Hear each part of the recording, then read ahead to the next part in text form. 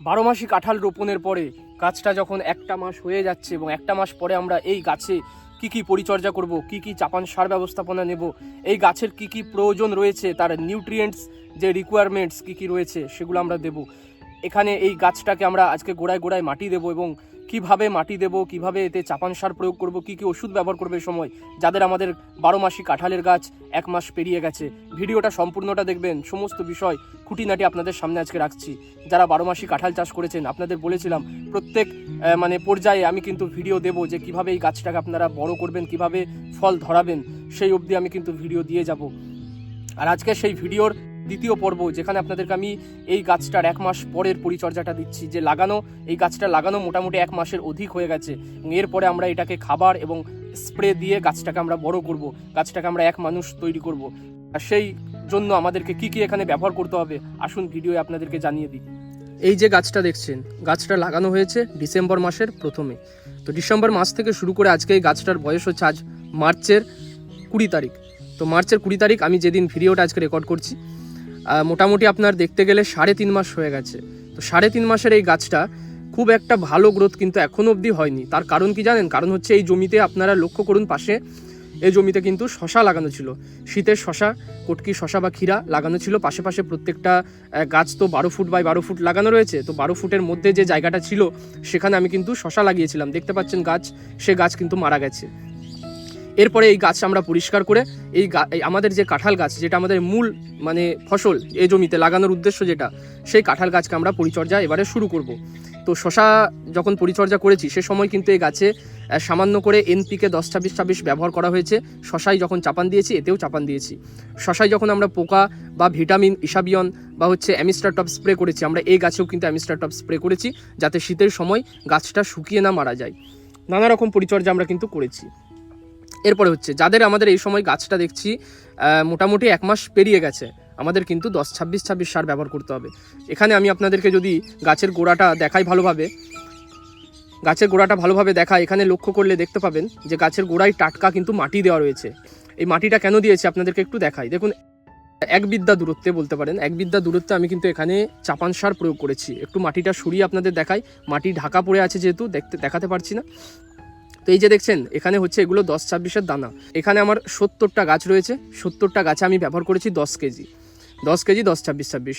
আর কি ব্যবহার করেছি, এখানে কিন্তু 8 কেজি আমি ব্যবহার করেছি হচ্ছে ইউরিয়া সার, এনপিকের সঙ্গে আমরা নাইট্রোজেন আলাদা করে দিয়েছি কিছুটা।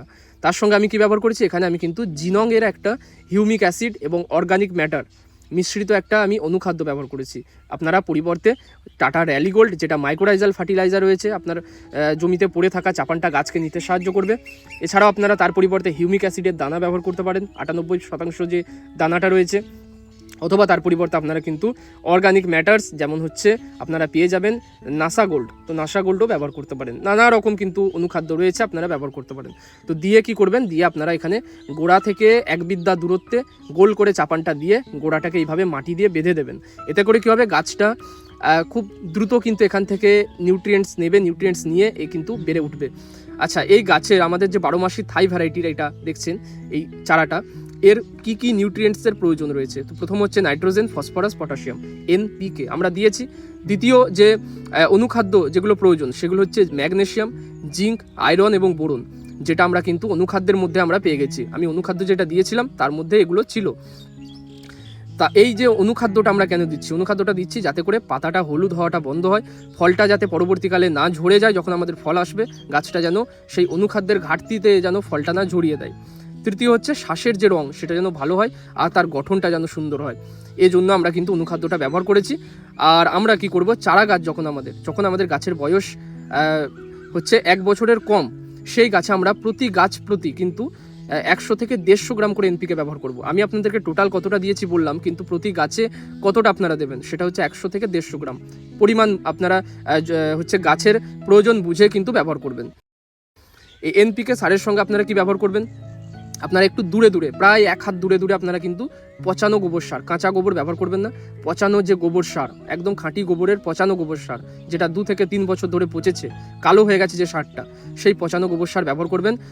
2 থেকে 3 মুঠো করে গোল করে আপনারা 1 হাত দূরত্বে দেবেন, কাছাকাছি দেবেন না। একদম যদি গায়ে দিয়ে দেন গাছের, সেক্ষেত্রে ছত্রাকজনিত আক্রমণে গাছটা মারা যেতে পারে, তো এটা লক্ষ্য রাখবেন। তো আমরা কি দিলাম, জৈব দিলাম, আমরা কিন্তু রাসায়নিক সার দিলাম, আমরা কি দিলাম, আর তাছাড়াও আমরা কিন্তু অনুখাদ্য দিলাম।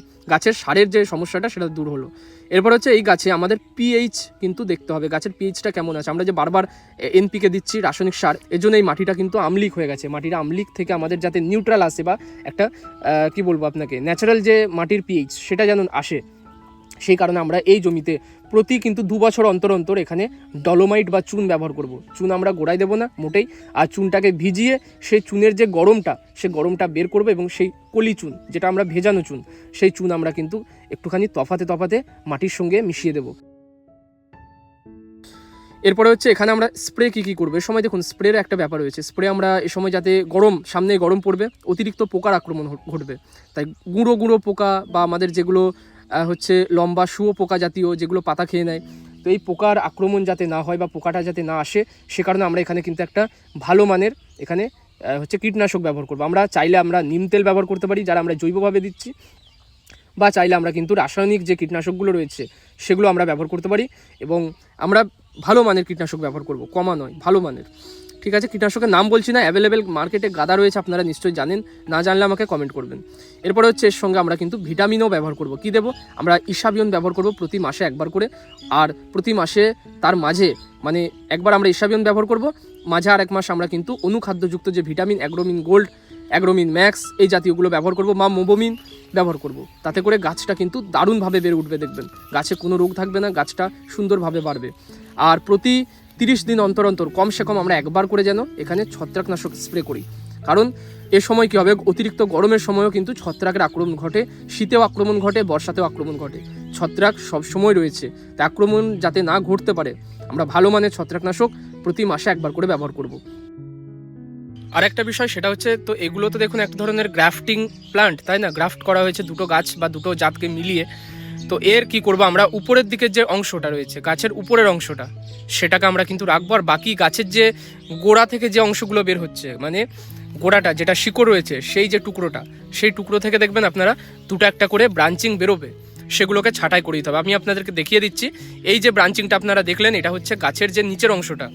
গাছের উপরের অংশে আমরা কিন্তু কোনো রকম ছাঁটাই এখন করব না, গাছের নিচের অংশে যেটা শিকড় থেকে যে কাণ্ডটা আমাদের উপর অবধি রয়েছে, যার সঙ্গে উপরের অংশটা জোড়া রয়েছে, সেই যে নিচের অংশটা, সেখান থেকে দেখবেন 2টা একটা করে পাতা বা ব্রাঞ্চিং আসবে, সেগুলোকে আমরা ভেঙে দেবো বা ছাঁটাই করে দেবো খুব ভালোভাবে। আর এটা লক্ষ্য রাখবো যে জয়েন্টে যেন কোনো রকম এখানে নড়াচড়া না হয় বা ক্ষতিগ্রস্ত না হয়।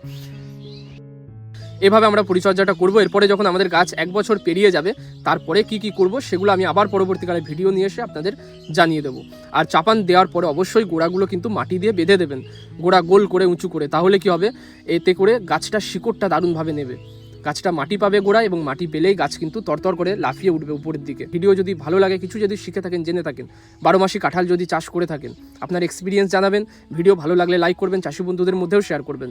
আর চ্যানেলে যদি প্রথমবার এসে থাকেন, চাষবাস সম্পর্কিত সমস্ত ভিডিও দেখতে হলে আমাদের অ্যাগ্রি ট্যাকটিক্স চ্যানেলটা সাবস্ক্রাইব করবেন।